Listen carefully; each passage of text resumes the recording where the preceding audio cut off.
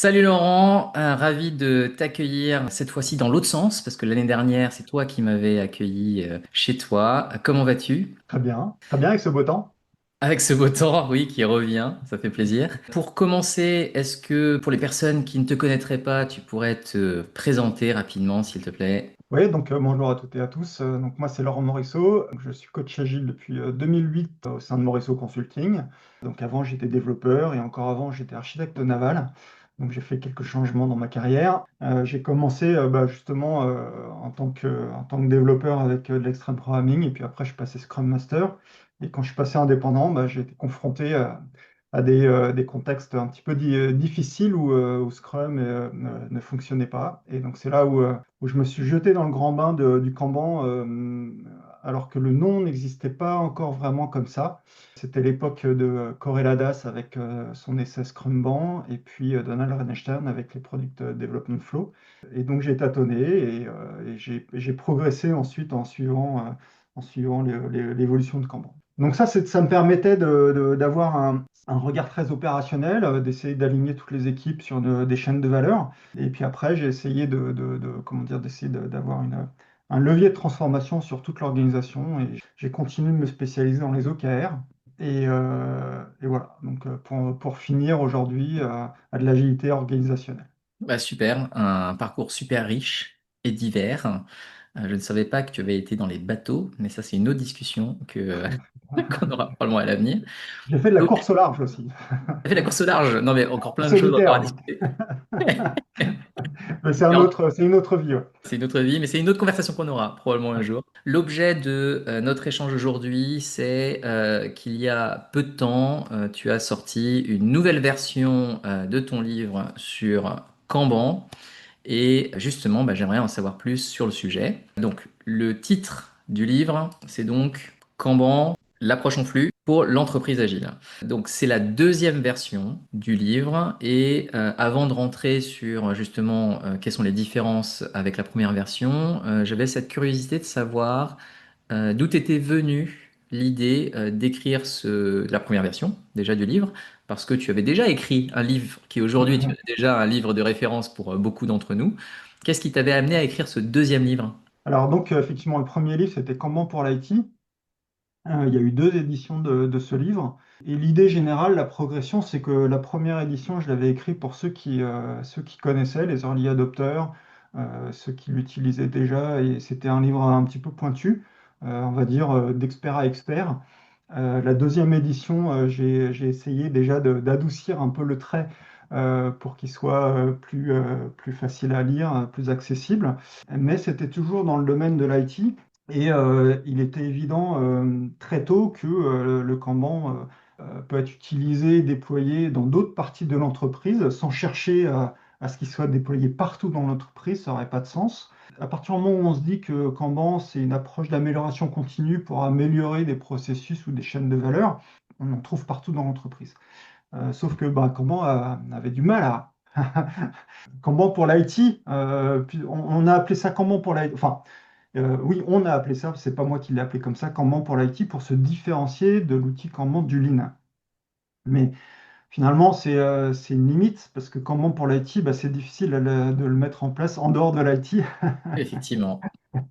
Mais pour autant, on avait le souhait. Et en fait, je me suis associé, donc c'était pour la troisième édition finalement du livre, je me suis associé avec Pablo Perno qui sait raconter les histoires. D'ailleurs, son dernier livre sur le petit manuel de pensée organisationnelle est un modèle du genre. Et donc, il sait raconter les histoires, il sait simplifier, voilà, c'est un vulgarisateur, tout en étant un expert du sujet. Et ça, c'est une compétence qui est assez rare que je n'ai pas. C'est pour ça qu'on a écrit ça à deux. Et le livre a tellement changé que c'est devenu un autre livre. Et notre souhait était d'ouvrir les portes de l'IT, d'ouvrir, pardon, les portes de l'entreprise pour évangéliser le Kanban. Et donc, pour ça qu'on l'a appelé l'approche en flux pour l'entreprise agile. Encore une fois, on a mis agile pour se différencier du Lean, hein, même si il y a des fondamentaux qui sont les mêmes, mais la mise en pratique est quand même très différente. Et donc, ce premier nouveau livre a bien marché. mais il était écrit d'une manière particulière, c'est-à-dire que j'avais donné les clés du livre à Pablo, qui a pris des blocs de mon ancien livre, et qui a rajouté les siens, et ça donnait quelque chose d'intéressant, mais pas forcément très homogène dans l'écriture, dans les visuels, etc. Mais c'est ce qu'on pouvait faire de mieux à ce moment-là, on va dire. Ouais.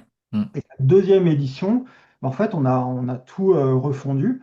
On a eu une écriture plus commune. On a réagencé comment dire, les chapitres pour que l'histoire soit plus fluide. Donc Pablo a fait un énorme travail pour vraiment homogénéiser tous les visuels. Et puis voilà, encore une fois, l'idée, c'est de continuer à parler le mieux possible du Kanban et de l'approche en flux pour que ça se démocratise dans les entreprises.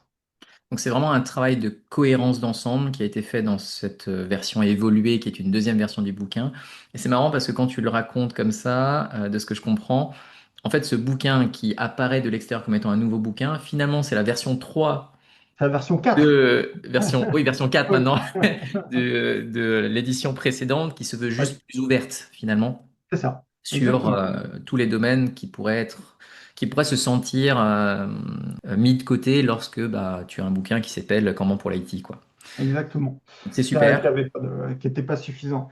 Donc ouais, c'est la suite logique pour en parler le mieux possible. Et je ne pouvais pas le faire seul parce que moi, je ne sais pas écrire un livre de vulgarisation qui touche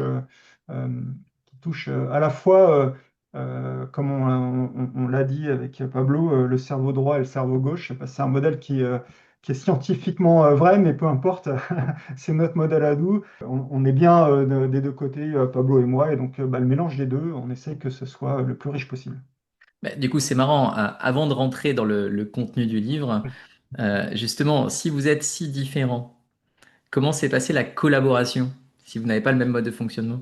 Justement, la première édition, la collaboration n'était pas si simple. Moi, j'apportais l'essentiel du contenu, donc le travail était côté Pablo pour mettre sa patte. La deuxième édition, bah, on a travaillé sur un document commun. On a chacun fait nos réécritures, nos commentaires, jusqu'à ce qu'on soit d'accord. Et on était assez vite d'accord, hein, parce qu'on est fondamentalement alignés.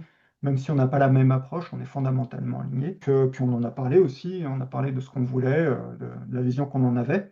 Mais notre collaboration, c'était pas la première collaboration, puisqu'on a fait des raids agiles ensemble avec Claude Aubry. On a fait des conférences ensemble sur Kanban.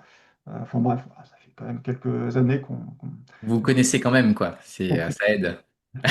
connaît. Non, mais c'est là aussi où on voit la beauté de la diversité, de la variété pour un projet commun. Ouais, Et c'est là la beauté d'avoir cette capacité à c'est l'idée. pouvoir Ouais. converger. Super. Et du coup, si on arrive sur le vif du sujet, deuxième version du livre, qu'est-ce qui a changé au-delà de la cohérence d'ensemble, hein? J'ai compris que c'était surtout ça le gros du travail. Qu'est-ce qui est notable, disons? Qu'est-ce qui est notable? Bah déjà, on a enlevé certains points qui étaient un petit peu des points satellites, on va dire, du Kanban. Et on a revu évidemment notre position sur le fait d'avoir un tableau physique, hein, parce que il y a le Covid qui est Effectivement. passé par là et le travail hybride. Aujourd'hui, il est clair que c'est un sujet. On préférait tous avoir un tableau physique et de se retrouver ensemble autour, mais c'est plus la réalité du travail. Donc, il a bien fallu évoluer sur ce sujet. Donc, on a revu cette partie-là. On n'était pas neutre, hein, parce que c'est une vraie question. Pour que ça évolue bien, en fait, on passe finalement au niveau. En gros, avant, le message, c'était de dire bah, c'est le tableau physique qui fait foi. Maintenant, si on veut partager avec des équipes qui sont distantes, on a comment dire, le tableau virtuel qui est là pour faire la synchronisation quelque part. Donc, il y Hmm. avait un double travail qui n'était pas un vrai double travail parce qu'on n'était pas au même niveau de granularité. On n'était pas Ouais. les tâches de l'équipe A visibles des tâches de l'équipe B, mais par contre, c'était les tickets de plus haut niveau qui nous rassemblent, que l'on partageait, on va dire, en virtuel.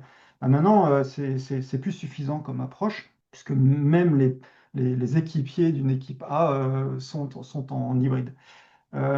Et donc, pour que ça fonctionne bien, est-ce qu'on utilise des outils Kanban ou on utilise plutôt des tableaux blancs type Miro Co et puis on fait le tableau, mais on perd toute la partie suivi des métriques. Ah, il y a des choix à faire. On discute pas dans le livre jusqu'à ce niveau de détail, mais en tout cas, c'est un vrai sujet. Ça Euh, mène des questionnements qui sont intéressants parce que j'apprécie le fait que vous ayez appuyé sur les tableaux physiques parce qu'aujourd'hui, les personnes qui l'ont vécu, ça leur manque quand même. Tu bah vois, même oui, si on a tous, je pense, cette vision qu'on ne peut plus faire autrement maintenant parce que l'hybride amène beaucoup plus de problématiques sur cet angle-là, bah en fait, quand on avait un tableau physique, il y avait beaucoup d'intérêt. C'était contraignant parce que bah, fallait venir. Et on avait de l'espace physique qui amène ces contraintes, mais il y avait beaucoup de points essentiels comme les limites du coup physique qui nous permettaient de faire plein de choses et qui rassemblaient vraiment les gens. On pouvait vraiment se parler, voir, avoir une vision d'ensemble sans avoir le besoin de scroller ou zoomer, dézoomer, etc. Donc j'aime bien ce point-là parce qu'effectivement c'est un impondérable aujourd'hui de par l'époque dans laquelle on est. Mais c'est vrai que quand on peut le faire, néanmoins, je pense que ça a toujours de la valeur. ah bah oui, oui, le message, ça reste quand même c'est tableau physique en premier, et puis si on ne peut pas faire autrement, il faut trouver la meilleure approche hybride possible. Moi, ma sensibilité, ce serait plutôt d'avoir des tableaux Miro, enfin type Miro, où on ne peut pas suivre les métriques, mais les métriques, on les suit à la main, comme on faisait sur les tableaux physiques, plutôt que de privilégier des tableaux type Jira qui, Ce sont des usines à gaz un pas peu le parfois. même, ouais, qui n'apporte pas la même émotion, si on Bah, peut parler, si on peut parler d'émotion, si on effectivement, peut parler d'émotion. c'est ça. Après, ça reste un outil parmi d'autres, entre guillemets, hein. Enfin, moi, c'est la vision que j'en ai. Je pense juste que des fois, on se perd hein, dans l'outil, dans le comment, plutôt que de se rappeler au départ ce qu'on cherche à faire. Et Ouais, effectivement, de se focaliser sur la métrique plutôt que de se focaliser sur le travail, par exemple, je trouve que c'est quand même dommage. ouais. Puis pour compléter et finir sur ce sujet, il faut rappeler hein, qu'un premier principe, ça reste quand même de visualiser le flux. C'est quand même une vraie question de visualiser le flux, mais par contre, la partie métrique vient après. Parce que déjà, rien, qu'est-ce que ça nous apprend de voir où sont les blocages, où sont les sujets, et de prendre des décisions ensemble, ça reste quand même le principal. Ah, super. Est-ce que, au-delà de la visualisation, il y a autre chose qui est notable en termes de changement? Oui, alors on a mis à jour hein, ce qu'est aujourd'hui le Kanban, dans le sens où les fondamentaux sont toujours les mêmes, mais on a rajouté, sans rentrer dans le détail, parce qu'encore une fois, ça se veut de plus en plus un livre généraliste, comme je l'ai expliqué. Donc on a rajouté les valeurs du Kanban qui n'étaient pas présentes dans les éditions précédentes. En fait, depuis la première édition, qui était vraiment un livre technique, Ouais, ça je me parler rappelle. système, mais pas. Enfin, je racontais quand même une histoire voilà, pour dire qu'il y a quand même des équipes qui le mettent en œuvre. Et comme Euh, quoi, tu disais que tu sais pas raconter des histoires, mais tu avais quand même essayé, tu vois. J'avais essayé, mais ça restait une histoire technique. Et puis, plus ça va, plus effectivement, on met d'humain dedans, et pas seulement dans le livre, mais dans le Kanban. Et donc, il y a les valeurs qui sont arrivées. Et également, de la part de la Kanban University, donc le Kanban Maturity Model, donc le modèle de maturité de Kanban, qui est très très riche. Peut-être trop, mais en tout cas, il y a de la matière. C'est Et sûr. donc, on en parle un petit peu pour dire que, un, ça existe et puis ça a de la valeur, justement pour savoir se situer. En fait, moi, tous les modèles de maturité, moi, je trouve qu'ils ont tous évidemment leurs limites. Ce sont que des modèles, ça on le sait très bien. Ils sont toujours intéressants pour se dire, oui, c'est pas parce que je fais pas parfait que je fais pas bien. C'est-à-dire Tout à que fait. je suis sur un chemin et je progresse. Et je suis, comment dire, là où je peux être aujourd'hui. Je peux peut-être pas mieux. Par contre, ça me rappelle qu'il ne faut pas que je m'arrête, que je sois un statu quo, et donc il faut que je continue de progresser, et ça me donne une cible. Plutôt que se dire, moi, ce que j'ai beaucoup entendu quand j'étais coach Kanban, quand j'intervenais pour faire des audits ou améliorer, en disant, ouais, on dit qu'on fait du Kanban, mais en réalité, c'est du Kanban entre guillemets, c'est pas terrible. Attends, non, tu es là au niveau de maturité, c'est déjà bien, c'est déjà mieux que rien. Par contre, effectivement, ça veut dire que t'arrêtes pas là, quoi. Donc pour moi, le message très important, c'est ça. Et ça renforce l'idée d'amélioration continue, puisque c'est une démarche d'amélioration continue. Et l'idée aussi, bah, le Kanban au niveau des équipes, très bien. Au niveau d'une chaîne de valeur, très bien. Mais la finalité, c'est que tout ça contribue à la performance d'ensemble de l'entreprise. Et donc, les niveaux de maturité progressent aussi dans la granularité de l'entreprise, même si on parlait déjà de comment portfolio, etc. Mais voilà, tout ça comment dire, se structure de plus en plus. Voilà. Donc on a rajouté le KMM, ça a renforcé l'idée que c'est l'approche en flux pour l'entreprise agile. Et puis on a rajouté des scénarios de transformation. C'était déjà un des apports majeurs, à mon sens, de Pablo sur la première édition, mais on a complété les histoires. Histoires de start-up, de grands groupes, de PME familiales. Et donc voilà. Ouais, super. Bah, je vais revenir un peu sur chacun des aspects parce que justement, c'est des choses que je trouve intéressantes à discuter. Si on repart des valeurs, moi, quand j'avais regardé le sommaire de cette nouvelle version, c'est le premier truc qui m'avait tiqué parce que justement, moi, quand j'ai découvert Kanban avec toi, il y a maintenant un certain temps, je crois qu'on avait parlé la dernière fois d'ailleurs déjà, mais je le rappelle, moi, j'ai toujours eu cette sensibilité sur les gens. Ouais. Quand on parlait d'agilité, ça a toujours été individu, interaction, plus processus et outils. Et puis bah, quand on regarde Kanban tel que c'était présenté avant, c'était très technique, très process, etc. Et je t'avais posé la question qui était, mais du coup, les individus d'interaction, c'est où? Et réponse que tu m'avais donnée à l'époque, mais quand je t'en ai reparlé, tu t'en souvenais plus.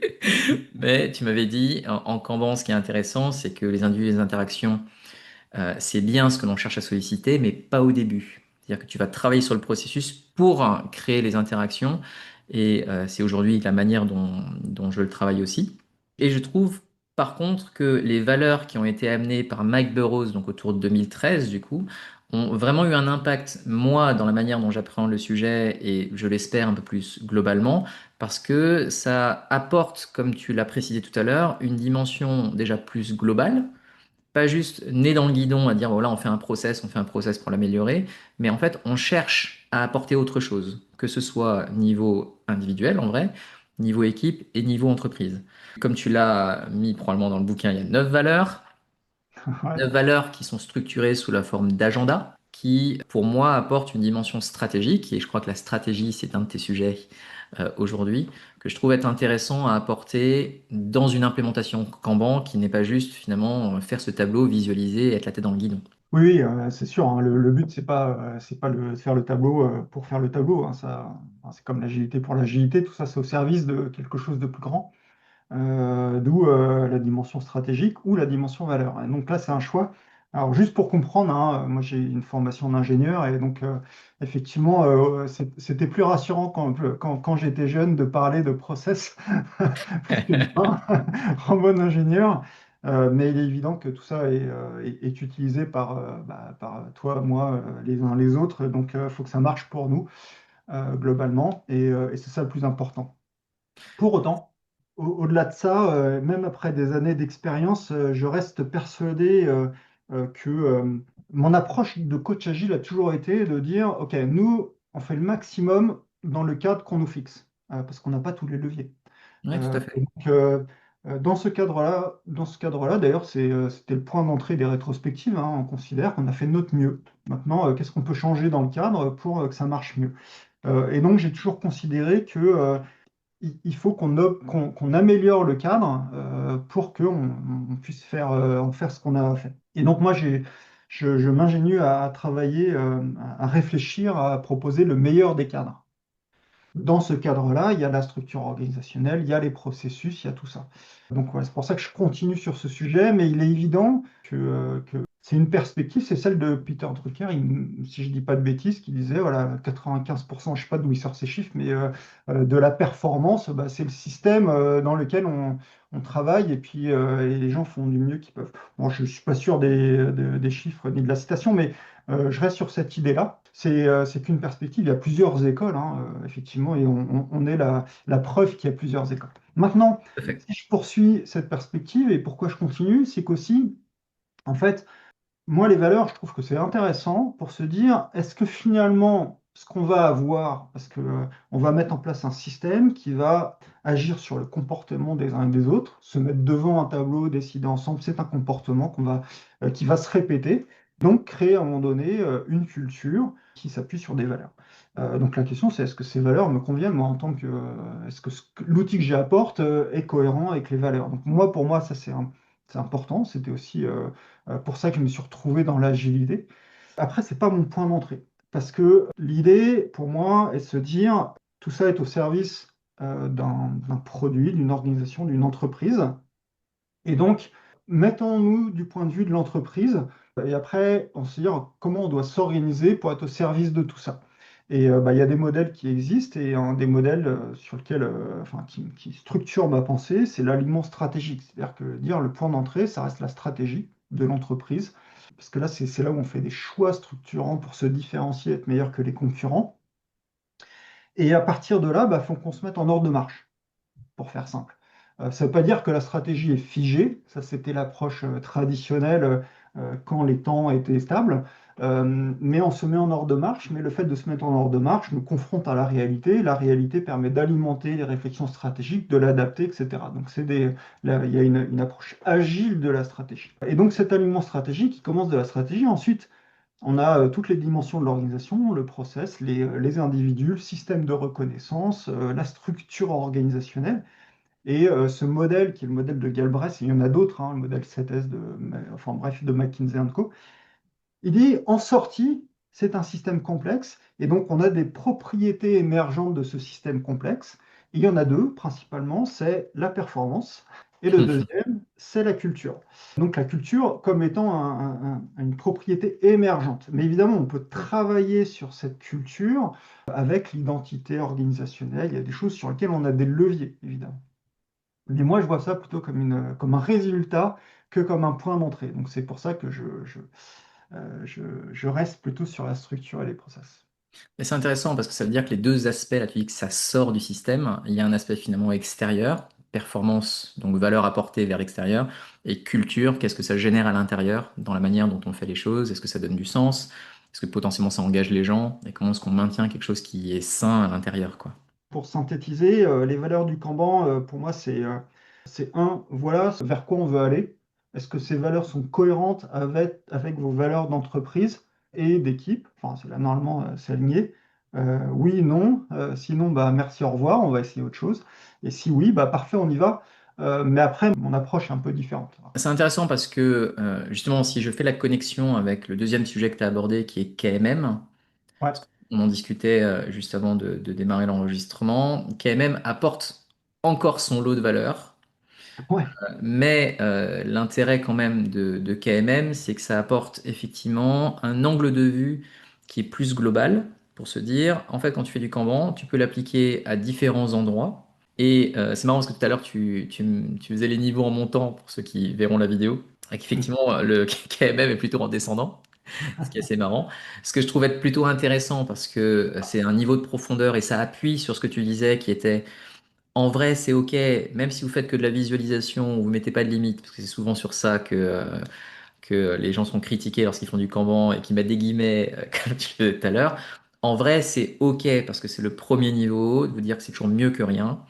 Et il n'y a ouais, pas d'aspect culpabilisant de ne pas faire autant que la méthode nous dit de le faire. Donc ça, déjà, je trouve que c'est une démarche qui est intéressante et de donner une perspective, de dire voilà jusqu'où vous pourriez aller, jusqu'à des niveaux de profondeur, donc ça va jusqu'au niveau 6 qui aujourd'hui sont finalement des exceptions, mais des exceptions qui vont au niveau entreprise. Donc c'est bien ce que tu évoques, c'est que KMM met en exergue qu'on pourrait aller beaucoup plus loin ouais, et en mettant en avant l'aspect des pratiques. Moi, c'est ça que je trouve intéressant, c'est que tu vois une cohérence des pratiques par rapport à un niveau de maturité et une intention organisationnelle derrière. ouais, tout à fait, ouais. Et stratégique d'ailleurs aussi, hein. Et stratégique d'ailleurs. Donc c'est Tout moi à ce que fait. je trouve vraiment intéressant dans la partie KMM en termes d'angle de vue sur Mm. une perspective d'ensemble. Et encore une fois, comme je te rejoins tout à fait, chaque modèle a ses limites. Et puis après, il y a la dimension, quelle est la valeur que ça apporte en réalité. Et puis il y a l'aspect business, hein, qui est un autre sujet.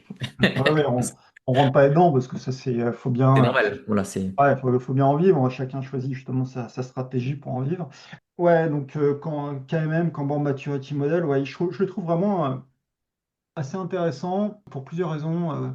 Un, il a été construit au fur et à mesure des retours d'expérience. c'est vrai. Une dizaine d'années, Euh, hein, je crois, hein. Ouais, il a mis du temps, et puis au début, ça ne plaît pas comme ça, etc. Bon, et puis il s'appuie sur des modèles de maturité existants, comme le CMMI, et puis d'autres. Et donc, il a essayé de faire des mappings. Bon, le mapping en soi, c'est pas le plus intéressant, mais c'est pour dire que c'est un modèle qui est quand même assez construit, avec des fondamentaux assez, pas théoriques, mais des fondamentaux robustes. Voilà.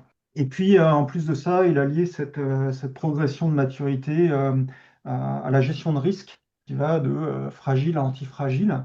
Donc, c'est apporter cette notion aussi de gestion de risque liée à notre champ flux. Enfin, donc, c'est très, très riche, comme on a dit. La limite, c'est peut-être trop riche. Si on fait le Hmm. lien avec les valeurs, c'est que bah, on passe de 9 valeurs à, je sais plus, 20 et quelques. Ouais, c'est À un moment donné, bah, il y en a trop, on les regarde plus. Donc, bon. Moi, je disais qu'on remontait, et c'était justement avec Pablo, une des premières discussions. C'est que moi, mon expérience, c'est qu'on me demandait de mettre du Kanban au début au niveau des équipes. Et puis, bah, on mettait le Kanban au niveau des équipes. Puis après, de proche en proche, on arrivait à faire toute la chaîne de valeur. Et puis après, et après moi, j'essayais de monter. Parce que ouais, finalement, fondamentalement, ça, c'est ma perspective, c'est que les méthodes comme Scrum, comme Kanban, sont des méthodes d'amélioration continue, parce que ce sont des méthodes à contrainte. On met une contrainte sur la durée, on met une contrainte sur le nombre, et donc en mettant une contrainte, bah, ça rend visible le problème pour rentrer dans la boîte à chaussures de la contrainte. Et puis quand on n'a plus de problème, bah, on contraint un peu plus pour voir quelle est la prochaine couche de problème à améliorer. Et donc, en mettant du Kanban au niveau des équipes ou de la chaîne de valeur, ça rendait visible le problème que le niveau du dessus, il n'était pas au carré, qu'il fallait faire des choses.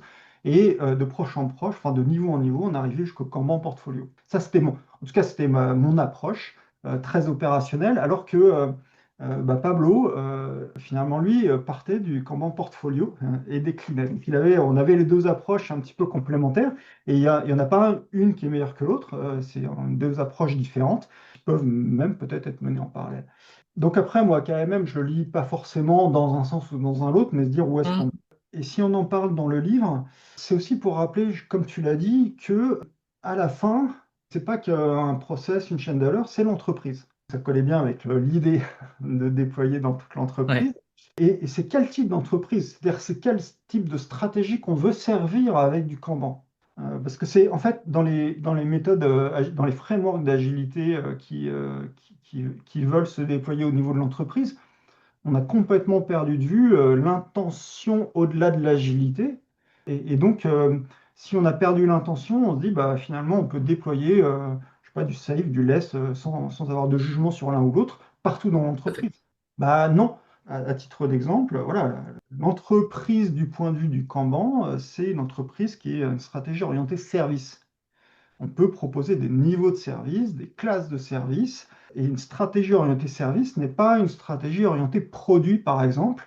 Et un framework comme LESS est beaucoup plus adapté à une stratégie orientée produit qui donne une organisation produit qui n'est pas la même qu'une organisation en flux portée par du Kanban. Donc, si on se rappelle de ça, c'est intéressant parce qu'on va pouvoir se dire, bah, dans mon entreprise, finalement, quelle est l'intention, quelle est la stratégie dominante et du coup, qu'est-ce que je peux mettre en place de plus adapté. Et donc, ça a fait le lien avec tous les travaux que je mène ces dernières années sur finalement l'agilité entreprise ou plutôt les agilités d'entreprise. Est-ce qu'il y a une organisation agile adaptée dans une entreprise? Et j'en suis arrivé à la notion d'archétype et me dire qu'il n'y a pas un modèle organisationnel adapté dans l'entreprise, il y en a plusieurs et ça dépend de quelle stratégie on veut. Il y en a quatre. Il y a l'organisation produit, hein, le POM, le Product Operating Model.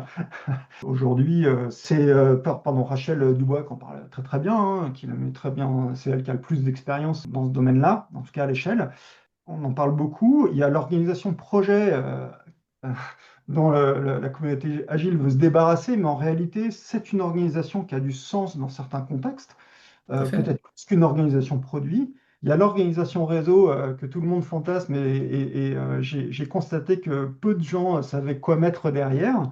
Et puis, il y a l'organisation en flux, celle qui nous préoccupe là aujourd'hui, et c'est celle qui est portée par du Kanban. Donc voilà, KMM, pour encore une fois faire la synthèse, bah, en fait, moi, je trouve très intéressant. Ça nous dit que on peut aller au-delà de l'équipe, aller au-delà de la chaîne de valeur, que tout ça serve l'entreprise dans des contextes particuliers qui sont des stratégies orientées service, avec une certaine forme d'agilité. D'ailleurs, je pourrais te poser la question, qu'est-ce qu'on attendrait d'une organisation en flux en termes d'agilité, pardon. C'est typiquement, alors la réactivité, on comprend, hein, c'est le flux. Je Ouais, dois pouvoir changer de priorité, donc faire le choix d'injecter le bon ticket dans mon système au bon moment. Ça, c'est de la réactivité, mais il y a aussi de la flexibilité en disant, bah, dans un système Kanban, c'est pas un système à une vitesse, c'est un système à plusieurs vitesses, et chaque vitesse, en fait, elle est formalisée par une classe de service. Et donc, je peux changer ça, je peux rajouter des classes de service. Alors, évidemment, ça demande de changer les règles du jeu, mais en fait, ça me permet d'avoir une flexibilité dans mon chaîne. Enfin, bref, il y a beaucoup de choses derrière. là, je pense qu'on pourrait en discuter. Ce serait un vrai sujet parce que du coup, quand tu me poses la question, les deux sujets qui ont émergé, on rentrera pas dans les détails, mais c'est l'occasion d'alimenter la chose. C'est un, la gestion des interruptions et deux, la gestion à la demande. Parce que du coup, je trouve que l'intérêt d'aller vers une direction en flux plutôt que, tu vois, d'être dans le côté cadencé, trop structuré, c'est que justement, on accepte que la cadence finalement est trop contraignante par rapport à la vitesse des changements qui peuvent arriver. Moi, c'est vraiment les deux aspects qui me paraissent importants, c'est la gestion des interruptions et justement le système à la demande. Mais du coup, j'ai l'impression qu'il faut quand même une certaine pratique initiale, parce que déjà, de base, arriver à ne serait-ce que gérer les besoins à la demande, gérer les livraisons à la demande, ça nécessite quand même une certaine robustesse du système. Et en plus, gérer les interruptions en continu, ça me paraît pas si évident que ça. Ah ouais, non, mais tout ça, c'est effectivement, ça demande de la maturité, parce que le bon terme, c'est gérer, parce qu'on peut subir. Tout à fait. Ça, c'est très Tout à facile. fait. Est-ce qu'on peut s'en contenter? Bah, nous peut-être, mais les utilisateurs, les clients non. Surtout s'il y a un engagement derrière par rapport à justement au niveau de service attendu, que ce soit en termes de qualité, de délai, de tout. Et donc, il faut passer de subir à gérer. Alors que on n'a pas la main sur l'entrant. C'est toute la difficulté. Soit on en a Tout à fait. trop, soit pas assez. Et justement, le système Kanban, fondamentalement, enfin fondamentalement, doit nous permettre de gérer en partie, de faire le meilleur choix, parce que encore une fois, on n'a pas la main sur tout, donc on n'est pas maître de tout, mais de faire les meilleurs choix pour que, à la fin, les clients soient satisfaits. Mais il n'y a pas un client, il y a plusieurs catégories de clients qui sont représentés par plusieurs niveaux de service différents. Je peux avoir mon client low cost et mon client premium.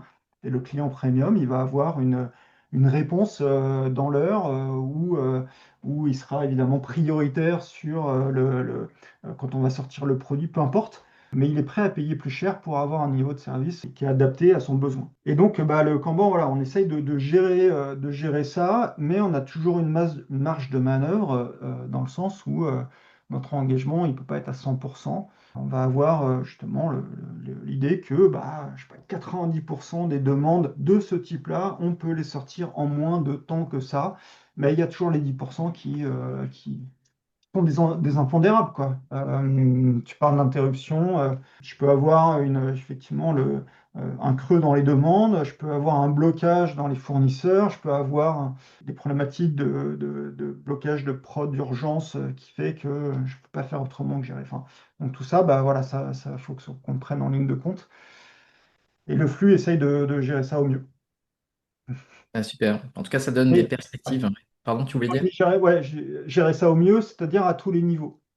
Dans le sens où ce qui est différent typiquement dans une organisation produit d'une organisation flux, alors il y a plein de différences, mais je dirais que dans une organisation produit, pardon, ce qui rassemble et ce qui permet de prendre des décisions, on va être autour du backlog.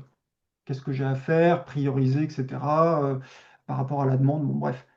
Et évidemment, je retrouve le backlog enfin, pardon, c'est le produit, voilà, et qui se retrouve concrètement dans le backlog. Dans le flux, évidemment, j'ai mon backlog de tout ce qui arrive, mais ce qui m'aide à prendre des décisions, d'un côté, c'est justement les attentes des clients, la vision du produit. Donc voilà, c'est vraiment autour de ça. Alors que dans le Kanban, c'est mes classes de service. Et ça, en fait, si on s'est mis d'accord sur ces règles qui viennent potentiellement de la stratégie, et puis, bah, on peut les décliner très concrètement et les déléguer surtout très concrètement jusqu'au niveau des équipes, des systèmes, en disant bah, ça veut dire que sur cette colonne-là, j'ai une limite de 5. Voilà, c'est très concret et du coup, bah, les équipes sont très autonomes pour faire les choix. Voilà. Ouais, tout à fait. C'est un Oui, grand sujet que tu as ouvert. Merci en tout cas pour ça. Le troisième point, c'est justement les scénarios que vous avez rajoutés. ouais. Est-ce qu'il y en a un en particulier sur lequel tu pourrais nous faire un petit teaser qui pour toi justement est peut-être un rajout d'ailleurs? Un des scénarios qu'on a rajouté, justement, c'est un scénario qui met un petit peu en lumière ou qui est associé en tout cas au KMM, au Kanban Maturity Model. Et l'histoire, c'est une scale-up qui veut devenir grande, donc c'est une start-up qui accélère et Ouais. donc évidemment qui doit changer de perspective. Alors dans le détail, je ne me rappelle plus, mais qu'est-ce que ça veut dire concrètement? Dans une start-up, on peut se poser la question de l'utilisation de Kanban. Parce que dans une startup, on est en recherche d'une stratégie, donc on essaye des choses, on est très opportuniste, on veut des clients, quels qu'ils soient. Après, on voit où est-ce que Tout à fait. l'attraction. Donc, a priori, on n'est pas dans un stade où on va optimiser les process. Oui et non, on ne va pas optimiser le process de delivery, mais il y a une chose qu'on doit faire très très bien, c'est expérimenter et avoir des retours très rapides. Donc en fait, on pourrait mettre du Kanban sur le processus d'expérimentation, voilà, pour diminuer non pas le TTM, le time to market, mais le temps d'apprentissage finalement. Quand on passe de la startup à la scale-up, ça veut dire qu'on a trouvé notre stratégie, le product market fit, le go-to-market, hein, comme on dit, tout ça. Et donc, là, on a notre processus et on doit pouvoir commencer à le structurer. Et la première chose qu'on va structurer, en fait, c'est de passer d'une organisation tech avec l'équipe de dev, etc., Mhm. à finalement une chaîne de valeur où on va commencer par mettre bah, le business, hein, donc la partie product owner, hein, quelque part, le dev, le test, et tout ça on va passer finalement d'un process d'expérimentation à un process de delivery. Et ce process de delivery, en fait, il doit être très très flexible parce que le principe d'une scale-up, c'est qu'on a trouvé la stratégie qui marche à petite échelle, mais il faut l'amener à grande échelle à l'échelle du marché. Ça Ouais. veut dire prendre les parts de marché qu'on veut prendre. Et donc, il faut accompagner la croissance de l'organisation aussi. Donc, il y a les deux aspects. Et donc, bah, en fait, le process qu'on est en train de construire va s'ajuster, va grandir. Et donc, on n'en est pas encore autant de l'efficience, mais de l'efficacité de ce process. Donc, voilà. Et donc ça, c'est quelque Ça chose. répond, mais Est-ce que c'est quelque chose qui fait partie de l'histoire? Parce que c'est une manière intéressante de euh, guider, j'ai mais j'ai été plus loin que l'histoire qu'il racontait, mais derrière d'accord. les enjeux de la scale-up, il y a entre autres ça dans l'histoire, il y a effectivement l'idée de mettre la partie business, tech, etc., Ouais. et de faire vivre tout ça. D'accord, bah super. Merci en tout cas pour ces partages-là. Est-ce qu'il y a quelque chose qui te paraîtrait intéressant à ajouter sur déjà la sortie du livre, potentiellement où est-ce qu'on le retrouve et autre chose du coup? Bon, on le retrouve sur les plateformes, hein, c'est sur Duno, Amazon, Fnac, Co. Normalement dans des librairies aussi, quelquefois Ouais, on le trouve physiquement. Ouais, moi ce qui m'importe, c'est ce qu'on s'était dit l'année dernière, hein, c'est que le Kanban, malheureusement, on ne sait pas pourquoi ça se développe pas autant. Peut-être qu'on n'est pas bon au niveau marketing, mais ça se développe pas autant que le potentiel que ça a. tout à fait. Ouais, Et donc, c'est vraiment l'intention, c'est de sortir de l'IT pour l'utiliser dans d'autres contextes de l'entreprise. C'est un vrai outil qu'on doit avoir dans notre boîte à outils de coach agile. Ça, c'est juste une évidence, mais pour moi, on a quand même passé le cap. Ouais, le message au-delà du livre, hein, c'est se dire que ça va bien plus loin que cette histoire de chaîne de valeur. C'est vraiment au service de l'entreprise, de l'organisation en flux, comme je l'ai évoqué. Et donc, cette histoire d'organisation en flux, c'est vraiment balbutiant. Enfin, il y en a qui existent, qui marchent très bien, mais il n'y a pas beaucoup de retours d'expérience, alors qu'il y a vraiment beaucoup de choses. Dans le KMM, on le retrouve avec, enfin, pardon, dans l'entreprise service planning, qui est l'implémentation de l'organisation en flux de David Anderson. Notamment, on retrouve ces histoires comment dire, de boucles de feedback qu'on retrouve à tous les niveaux, c'est-à-dire qu'on voit bien que les décisions stratégiques sont liées aux décisions opérationnelles, aux décisions de gestion de risque, aux décisions du quotidien des équipes, et tout ça est interconnecté. C'est des systèmes Kanban qui sont à des granularités différentes et qui s'alimentent les uns les autres. Voilà, nous, on va prendre des décisions d'équipe au quotidien dans notre système Kanban, mais tout ça va servir à une chaîne de valeur plus grande si on est dans une entreprise qui n'est pas mono-équipe. Et tout ça va servir à une stratégie plus grande. Et en fait on va avoir ces interconnexions avec des boucles, avec des cadences différentes, hebdomadaires, trimestrielles, et co. Et tout ça construit une organisation donc en flux avec des schémas différents. C'est ça qui est aussi intéressant, c'est que en termes de pattern, Kanban à l'échelle, si on veut parler de ça, en fait, il a plusieurs aspects. Comme je l'ai expliqué un petit peu, passer de l'équipe à la chaîne de valeur, ça c'est une première extension qu'on retrouve dans le KMM. Il y a aussi l'extension verticale qui est de passer d'une chaîne de valeur au Kanban portfolio et de se Ouais. dire que chaque carte du Kanban portfolio, c'est un zoom on peut zoomer. C'était à l'époque Linkit, l'outil de gestion de Kanban qui faisait bien ce zoom-là. Mais on en a un troisième mode de passage à l'échelle qui est moins connu, qui est justement le passage en mode réseau, où on va finalement se connecter à droite, à gauche. On peut typiquement avoir une chaîne de valeur qui s'appuie sur des services partagés type comment dire, infra, cybersécu, mais aussi office management pour faire des achats, etc. Et tout ça peut marcher en flux et bien s'organiser et de manière plutôt typée organisation qui se rapproche du réseau. Enfin, tout ça pour dire qu'il y a plein de réponses aujourd'hui qu'on peut apporter à l'échelle d'une organisation et d'une entreprise. Voilà. Avec le Donc, ça, Kanban. c'est avec le Kanban. C'est ça qui est marrant. Mais sans chercher à en mettre partout. Ouais. Voilà. C'est ça l'idée. Mais c'est ce qui est marrant, c'est-à-dire qu'on ne va pas forcément chercher à en mettre partout, mais ce que moi j'apprécie tout particulièrement dans le Kanban, surtout quand on commence à le passer à l'échelle, c'est qu'en vrai, il suffit de faire du Kanban pour le faire à l'échelle. C'est-à-dire qu'on n'a pas besoin d'un truc très très gros, global, où on va essayer de penser toute l'organisation. C'est qu'on peut le faire au fur et à mesure avec les mêmes règles. C'est juste Ouais, que ouais. forcément, il y a des boucles de feedback à rajouter, des granularités différentes à gérer, mais au moins ça focalise tout le monde dans la même direction. Donc, Voilà. Les c'est top. principes sont les mêmes, effectivement, mais après, c'est pas les mêmes difficultés, hein. Si on a ceux qui ont fait du Kanban au niveau d'une équipe et Kanban portfolio, c'est quand même pas les mêmes. C'est les mêmes principes, mais d'un côté, on travaille sur un petit ruisseau, de l'autre, sur un long fleuve tranquille. Et derrière moi, là, le petit fleuve, tu vois. Voilà. Et donc, évidemment, ça peut pas se gérer, ça apporte pas les mêmes difficultés, mais les principes restent fondamentaux, restent les mêmes. Et tout ça Super. est interconnecté. Merci en tout cas, Laurent. Je te propose qu'on arrête par là. Ouais, très bien. Est-ce que tu as une dernière phrase de conclusion? Voilà, pour cet épisode. Bah, en fait, je n'ai pas pensé à la dernière phrase de conclusion. Bah, ça n'aurait pas été aussi marrant si je te l'avais Ouais, c'est sûr. demandé avant. Non, j'ai envie de dire que ma conclusion tout à l'heure, c'était déjà de passer à l'échelle, donc le Kanban à l'échelle. Ce serait qu'on arrive à partager toutes ces expériences pour enrichir justement cet outil. Parce que, comme on l'a dit, il a plein de potentiel. Et donc, il faut que les gens essayent et qu'on partage nos expériences pour savoir faire bien à l'échelle de l'entreprise. Voilà.